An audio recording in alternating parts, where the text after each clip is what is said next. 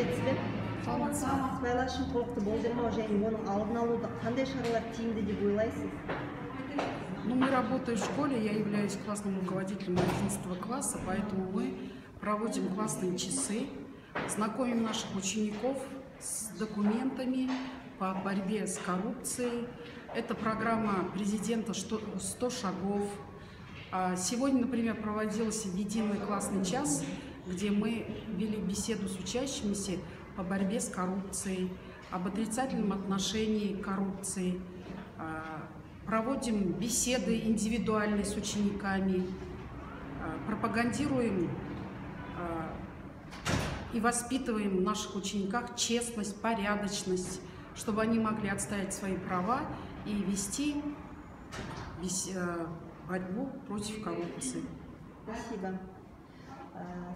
Сіз сыбайлас жемқорлық көрінісімен өміріңізде кездестіңіз ба, немесе соның куәсі болдыңыз ба?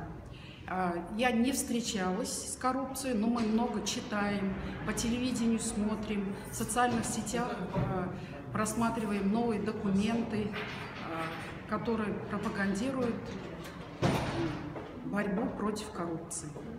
Нет.